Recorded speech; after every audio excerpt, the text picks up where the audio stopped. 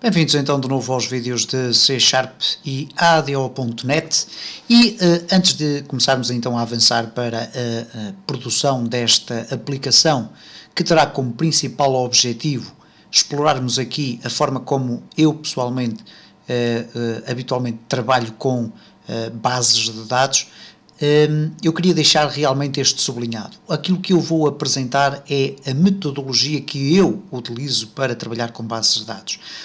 Este sublinhado tem uma particularidade, que é o facto de nós em programação podermos alcançar os mesmos resultados através de mecanismos diferentes. Eu tenho por norma utilizar as minhas próprias metodologias, é aquilo que caracteriza também os programadores, definirem os seus próprios métodos de trabalho, evidentemente que procurando sempre algo em comum, nomeadamente a performance da aplicação, a segurança acima de tudo, e, de certa forma, procurar que a aplicação seja despojada de bugs, isto é, de erros, algo que é quase inevitável que elas tenham, ok?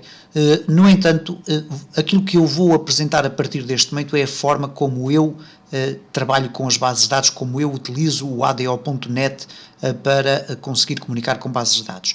Porventura, se alguém estiver a ver estes vídeos e reparar numa ou noutra metodologia que não ache ser a mais correta, poderá sempre entrar em contacto comigo e eu poderia até produzir alguns vídeos para mostrar outras metodologias, mas apoiado na experiência que tenho no desenvolvimento de aplicações desktop com C Sharp, esta metodologia nunca me deixou, entre aspas, atrapalhado e, portanto, é desta forma que eu gosto de programar. Eu vou, antes de começar aqui então a deitar as mãos à massa, dizer que eu gosto muito de fazer as coisas de raiz, isto é, procuro não utilizar aquilo que muitas vezes se vê, por exemplo, em programas de gestão de bases de dados, a criação ou a utilização abusiva, em meu entender, de objetos já disponíveis na NetFramework. E isto por uma razão muito simples.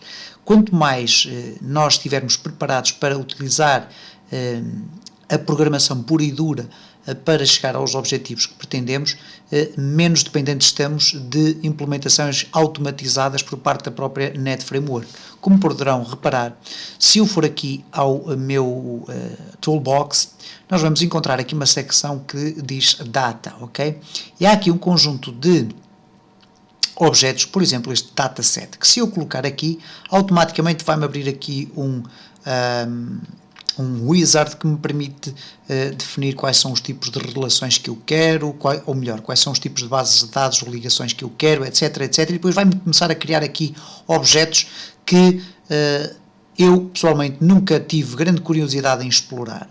Sei perfeitamente que eles permitem aqui acelerar bastante o processo de construção da aplicação, no entanto, isso também fez com que eu, ao longo dos tempos, pudesse desenvolver as minhas próprias técnicas, não tendo que passar pela utilização destes mecanismos, ok? Então é nessa perspectiva que eu vou aqui introduzir todos estes conceitos, que são fundamentalmente os meus conceitos de trabalho na área do domínio das aplicações desktop, ok? Peço perdão por este momento, mas vamos então começar aqui a criar a nossa aplicação. Ok, vamos deixar aqui já um botão para um exit, ok, para sair desta aplicação, e então vamos colocar aqui CMD, fechar, ou melhor, sair.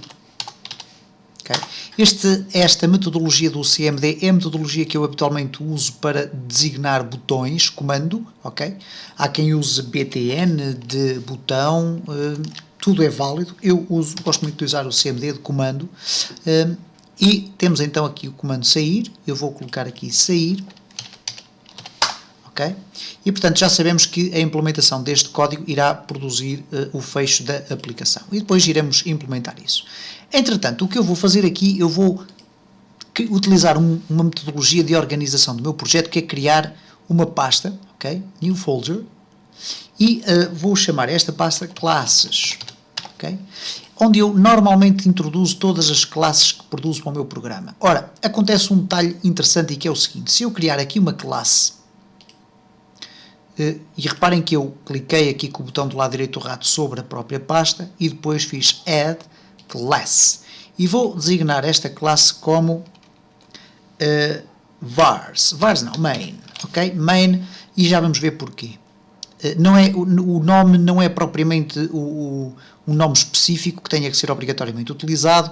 Eu escolhi main e por uma razão simples. Reparem o que é que acontece, no entanto, pelo facto de eu ter inserido a minha classe diretamente dentro da pasta classes. Ela vai aqui utilizar um namespace, que é o projeto 2.classes. Ora, eu posso simplesmente apagar aqui o ponto classes e fazer com que esta classe que eu aqui criei faça parte como se estivesse aqui na raiz do meu projeto, ok? Esta é uma boa prática, porque assim evitamos ter que estar a usar usings, ok? Coisas deste género. Ora, bom, vamos então gravar. Eu vou aqui fazer aquilo que eu gosto, que é começar a criar separadores, ok? Ora, e esta pasta main vai ter uma característica muito interessante que eu habitualmente adiciono às minhas aplicações, que é uma classe static, ok? Onde são guardados dados globais. Vamos lhes dizer assim. E o que é que eu faço com esta classe main? Eu vou aqui transformá-la em public static. E uma classe public static é uma classe que não é instanciável, ok? Ou melhor, ela não pode ser instanciada e todos os objetos e métodos que ela tiver e que sejam estáticos passam a ficar disponíveis em todos os objetos que fazem parte do meu projeto, ok? Daí que eu utilizo muito este tipo de classe só simplesmente para guardar aqueles dados que são absolutamente essenciais para toda a aplicação e que estarão ali sempre à mão de semear, nomeadamente os dados da aplicação. O que é que eu designo por dados da aplicação? String, ou melhor, public, static, string, neste caso uma variável pública, estática porque não será completamente disponível, ou estará disponível para todos os objetos do meu projeto, perdão. Portanto, qualquer formulário poderá aderir ou ter acesso ao main ponto qualquer coisa, e eu vou colocar aqui nome programa, e já vamos ver que aplicações é que eu vou dar aqui a este tipo de variáveis, e vou imediatamente defini-las aqui. Neste caso, este programa chama-se projeto 2, eu vou-lhe dar este nome, ok? Poderíamos dar outro nome qualquer. Depois um public, que eu também costumo adicionar, static string versão programa, ok? E esta versão em string v1.0.0 é algo que eu normalmente costumo utilizar para colocar à frente o nome dos formulários, e depois iremos ver.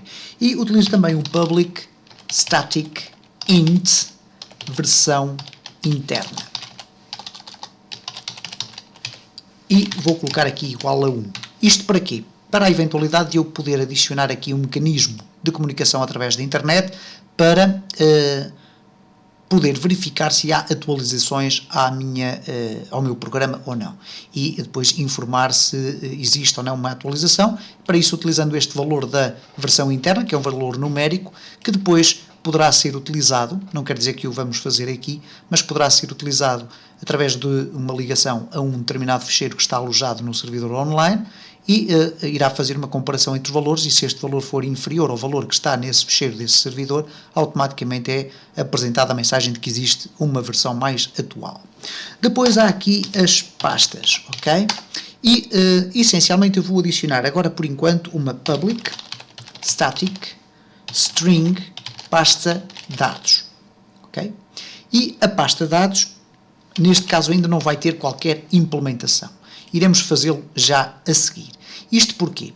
Há uma questão que nós devemos ter sempre em atenção quando criamos uma aplicação, principalmente para ser executada em Windows Vista, Windows 7 ou Windows 8, por aí fora, que é o facto de existir um mecanismo que, por defeito, aqui no painel de controle, no User Accounts and Family Safety, User Accounts, e depois aqui no User Account Control Settings, normalmente esta opção está definida ali por defeito. Isto significa que, entre outras impossibilidades, torna mais complexo a forma de, ou melhor, a permissão para nós gravarmos ficheiros dentro da pasta onde o nosso programa é instalado. Okay? Porque normalmente quando criamos um sistema de instalação, o programa é instalado na pasta Programas, por exemplo, e por defeito, estando aquele sistema do WAC, ou User Account Control, ativado, o que vai fazer vai limitar as minhas permissões para poder criar ficheiros dentro da minha própria pasta do programa. Então, uma das metodologias que eu habitualmente utilizo agora é ir buscar uma pasta ou criar uma pasta para a gravação dos dados, dos ficheiros do programa, dentro da pasta Meus Documentos ou dentro da pasta Data, etc., que são pastas criadas exatamente para esse efeito. Destinam-se à utilização por parte das diferentes aplicações instaladas para a criação dos seus próprios ficheiros, ok? Como poderão ver aqui, nós temos aqui nas bibliotecas algumas, que é o Documents, ok?